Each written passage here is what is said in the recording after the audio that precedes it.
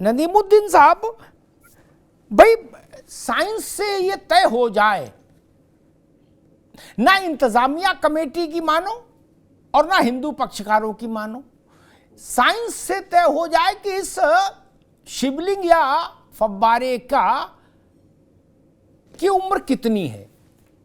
अब इसमें दो स्थितियां बनती, या तो औरंगजेब से पहले का है या औरंगजेब के बाद का है। औरंगजेब के बाद का है तो फव्वारा मान लिया जाए, और औरंगजेब से पहले का निकले तो फव्वारा वाले लोग साइड हो और इसको शिवलिंग माने। नहीं ना, इसमें झगड़े खत्म हो जाता।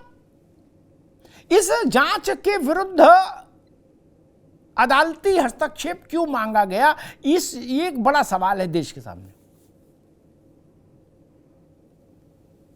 देखिए, अतीत की तुलना वर्तमान से करना सही नहीं है। अहिल्याबाई होलकर ने काशी का जब विस्तार किया था तो उन्होंने ज्ञानवापी मस्जिद के अस्तित्व को बाकी रखा था। 1936 में दीन मोहम्मद के केस में भी अदालत ने उस मस्जिद के अस्तित्व को बाकी रखा था।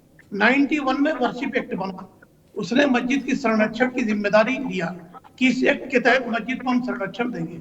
मामला सिंगार गौरी के पूजा होना बाद में बढ़ते शिवलिंग में आ गया। राजेंद्र तिवारी जो काशी के पुरोहित हैं, उन्होंने कहा कि वो फाउंटेन है। मगर मेरा मानना ये है कि अदालतें अपनी जगह है, अदालतों की जो कार्रवाई है इसको बाबरी मस्जिद की तरह लेकर के जाने की जरूरत नहीं है।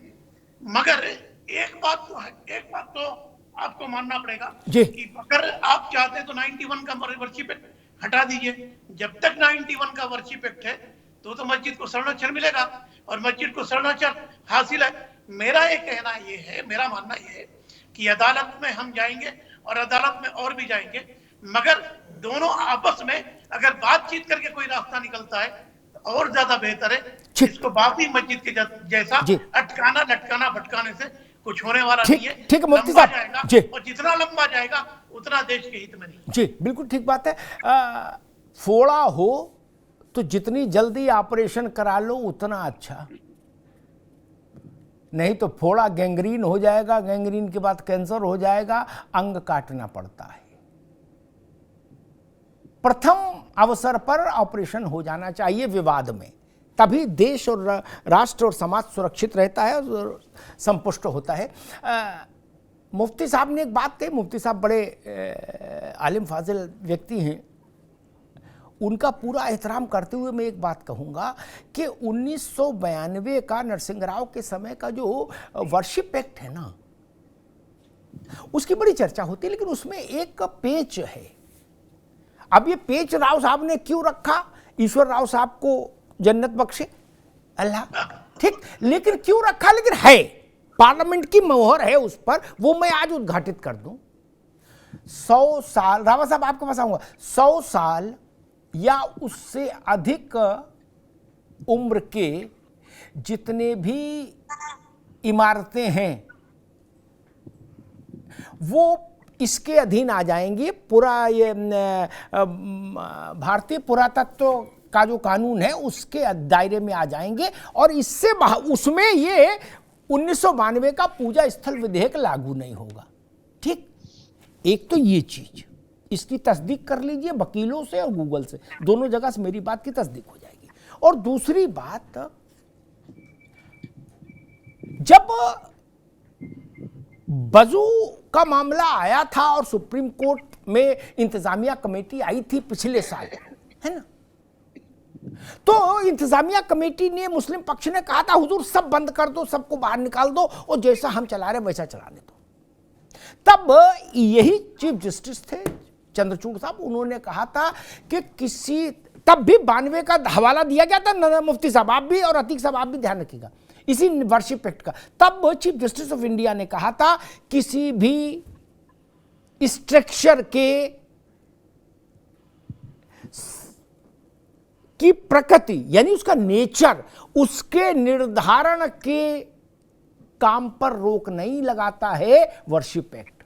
तो यहां इस संरचना के प्रकृति का निर्धारण का तो काम मांग हो रही थी, और तो कोई मांग ही नहीं थी। खैर रावत साहब, अदालत ने आज ठीक कहा, सुप्रीम कोर्ट को यही कहना चाहिए था। आज आखिरी दिन था, एक दिन में बहुत सारा आज काम भी था, तो उन्होंने सब सारी पार्टियों से, राज्य, केंद्र और सब लोगों से कहा कि भाई अपने अपना पक्ष लेके आओ हमारे पास, जब हम ये गर्मी की छुट्टी के बाद दोबारा बैठें, और तब तक वहाँ ये साइंटिफिक वो जांच रोक दीजिए, न शुरू नहीं कराइए मंडे से। मैं कोर्ट की मर्यादा का सम्मान करते हुए कहता हूं, साइंटिफिक जांच का तो दोनों पक्षों को स्वागत करना चाहिए था जी। भाई। एक कह रहा है ये अमरूद का पेड़ है, दूसरा कह रहा है ये नींबू का पेड़ है, ठीक, तो लड़ाई कैसे सुलझेगी? किसी वैज्ञानिक को बुलाना पड़ेगा कि भाई बता दो, आप प्रमाण दे दो, यही ना।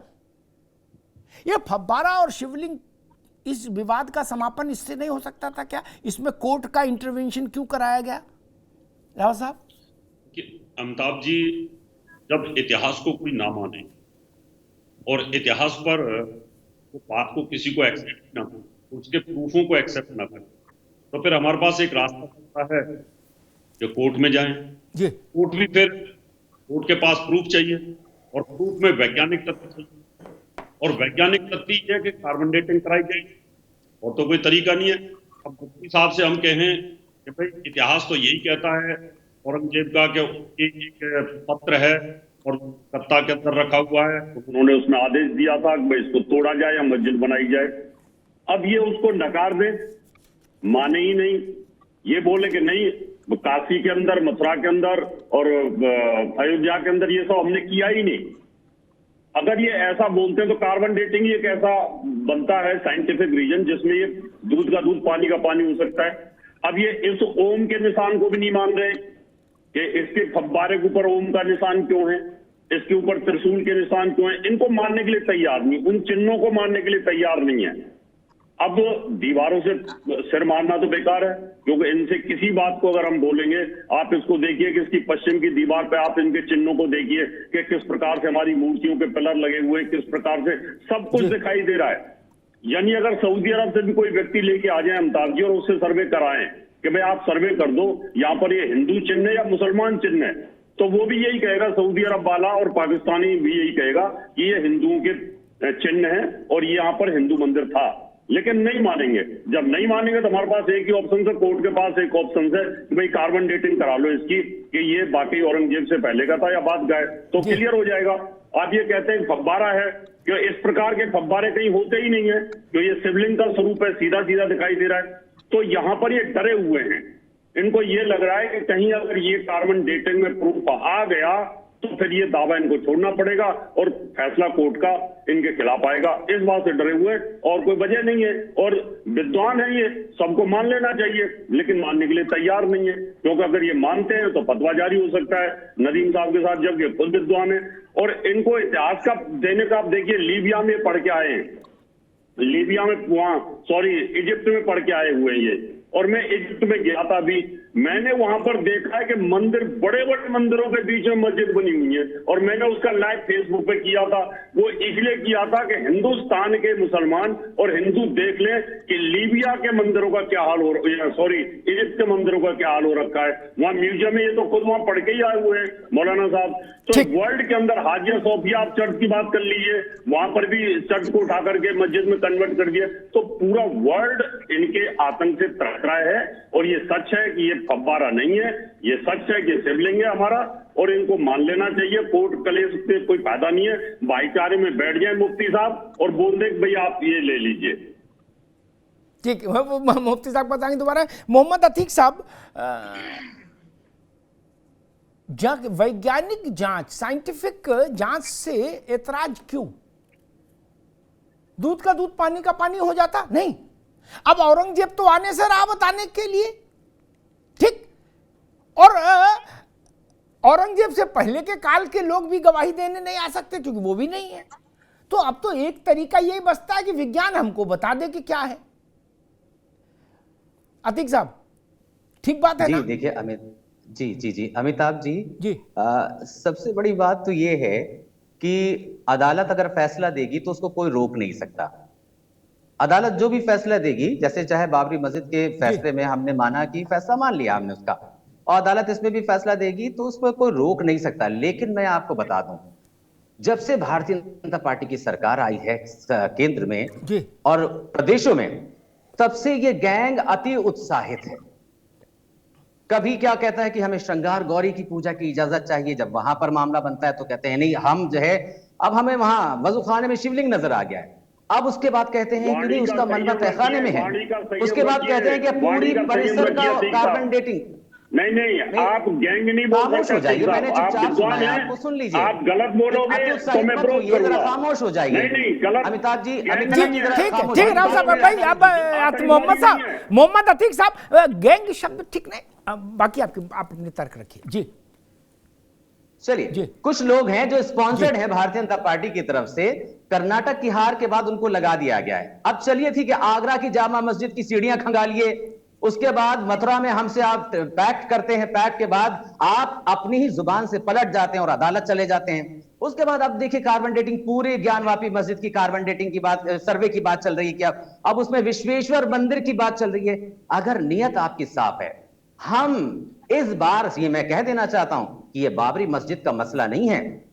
उस बार तो इस बार हम इसमें अदालत की भी लड़ाई लड़ेंगे और राजनीतिक लड़ाई भी लड़ेंगे। इस बार ये ज्ञानवापी का मसला बहुत आसान नहीं है जैसा बाबरी मस्जिद का था। जी हां, समझ लीजिए, ये अब नहीं होने वाला है कि मीठा मीठा गप गप और कड़वा कड़वा थू थू। हम अपने अदालती हक का इस्तेमाल करेंगे, राजनीतिक हक का इस्तेमाल करेंगे। और अगर आप ये चाहते हैं, आप तो बेबाक हो गए, आप तो बेबाक हो गए, आप तो आरएसएस के चीफ की बात भी नहीं मानते। उन्होंने कहा कि हर जगह शिवलिंग क्या देखना, लेकिन आप ना सरकार के कब्जे में है, ना आरएसएस के कब्जे में है, ना ही आप किसी धर्मगुरु के कब्जे में है। कथावाचक उठते हैं, कहते हैं कि हमें जो है अब जामा मस्जिद, आगरा की जामा मस्जिद में हमें सर्वे कराना चाहिए, वहां पर जो है श्री कृष्ण जी की मूर्तियां हैं वहां पर। का जमाना है, समझे? जी नहीं, इस वक्त अब नहीं हो सकता, जैसा उस वक्त हो गया था अब नहीं होगा। ज्ञानवापी के मसले पर आप भूल जाइए। ज्ञानवापी का मसला राजनीतिक और अदालत की लड़ाई दोनों हम लड़ेंगे, और आसान नहीं होगा। आप भूल जाइए, वो ख्वाब देखना भूल जाइए। उस वक्त जमाना अलग था, इस वक्त जमाना अलग है। मुस्लिम लीग खड़ी हो चुकी है पूरी तरीके से अपनी लड़ाई लड़ने के लिए। समझ लीजिए, आपके लिए ये झूठ, आप झूठ बोलना आपको महंगा पड़ेगा। ये जो हर जगह आपको कुछ नजर आ जाता है, ये अब आपको अपना चश्मे का नंबर बढ़वाना पड़ेगा। कहीं ना कहीं हर जगह जो कुछ आप देख लेते हैं, हमारी आस्था को चोट पहुंचाते हैं, हमारे धर्मगुरुओं को कुछ भी कहने लगते हैं, हमारे वंशजों को कुछ भी कहने लगते हैं। अतीक साहब एक मिनट रुकिए, रावत साहब आप भी रुकिए, अतीक साहब आप भी रुकिए।